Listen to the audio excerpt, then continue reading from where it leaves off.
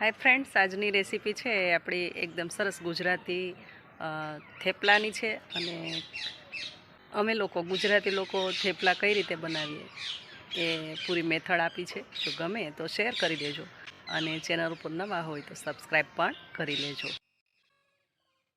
તો ફ્રેન્ડ્સ, પહેલાં તો થેપલા માટે આપણે જે મસાલો બનાવવાનો છે બનાવી લઈએ. તો આ મારી રીત છે, હું જે રીતે બનાવું છું એ રીતે તમને બતાવું છું. તો અહીંયા 5 થી 6 કળી લસણને આ રીતે લાલ મરચાંની અંદર ખાંડીને લીધેલું છે. સ્વાદ અનુકૂળ મીઠું, અડધી ચમચી હળદર, થોડો ગરમ મસાલો એડ કરી દઈશું ને 2 ચમચી તલ, સાથે 1 ચમચીથી પોણી ચમચી આપણે જીરું પણ એડ કરી દઈશું અને 1 ટેબલ સ્પૂન તેલ એડ કરી અને પછી 1 મોટી ચમચી દહીં એડ કરીને બરાબર આ મસાલો છે એને ફીણવાનો છે. એકદમ ઇવનલી બધું બરાબર મિક્સ થઈ જાય ત્યાં સુધી આપણે ફેટી લઈશું. મેં અહીંયા લસણવાળું લાલ મરચું લીધેલું છે. તમે જો ઈચ્છો તો ગ્રીન મરચું અને લસણ ખાંડી અને લઈ શકો. તો આ રીતે આને ફેટવાનું છે જેથી કરીને ઇવનલી બધું બરાબર મિક્સ થઈ જાય. ત્યાર પછી આપણે લોટ લઈશું. તો ઘઉંનો જે રોટલીનો લોટ આવે એ ઝીણો લોટ છે, 2 કપ ઝીણો લોટ, અને બેસન પણ આપણે અડધાથી થોડો ઓછો એડ કરી દઈશું અને આ બધો મસાલો આની અંદર આપણે મિક્સ કરી દઈશું.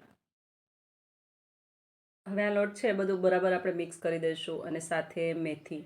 તો 300 ગ્રામ જેવો આપણો લોટ છે તો 250 ગ્રામ મેથી મેં અહીંયા ધોઈ સાફ કરીને બારીક કટ કરેલી છે અને એડ કરી દઈશું ને બધું હવે બરાબર આપણે મિક્સ કરી દઈશું. અને ત્યાર પછી જેમ જોઈએ એ રીતે પાણી એડ કરી અને રોટલીનો જે રીતે લોટ હોય એ રીતે એકદમ કૂણો એવો લોટ બાંધી લઈશું.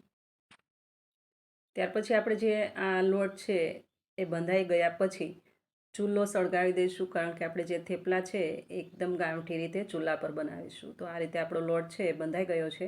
બીજી બાજુ આપણે ચૂલાની તૈયારી કરી લઈશું. ચૂલો સળગાવ્યા પછી આ રીતે કોઈ લોઢી ચૂલા પર રાખી દઈશું અને આ લોટ છે એને પણ 10 મિનિટનો રેસ્ટ મળી ગયો છે.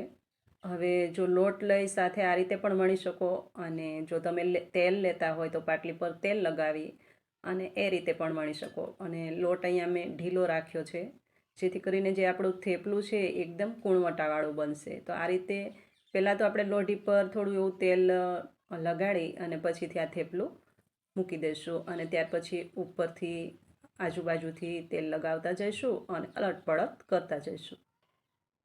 તો ફ્રેન્ડ્સ, અહીંયા ચૂલાનો તાપ થોડો વધારે છે તો લોઢી પણ મારે ચેન્જ કરવી પડી છે.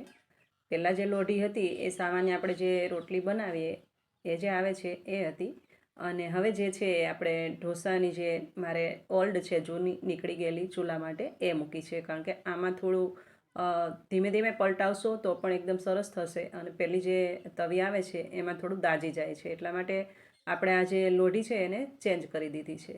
તો આ રીતે બધા થેપલા આપણે વણતા જઈશું અને ચેળવતા જઈશું.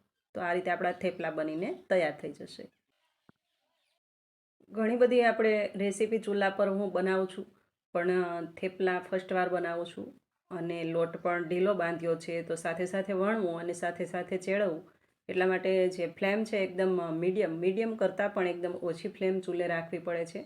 એટલે બંને સાથે થઈ જાય. એક થેપલું બની જાય, બનીને તૈયાર થાય ત્યાં સુધીમાં બીજું સાથે વણાઈ જાય. એટલા માટે ફ્લેમ પણ ધીમી છે.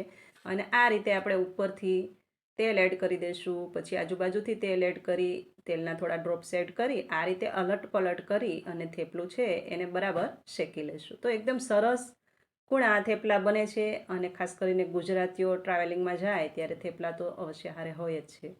તો ખૂબ સરસ એવી આ રેસીપી છે. તમારા ઘરમાં પણ બનતી જ હશે, પણ મેથડ થોડી અલગ છે.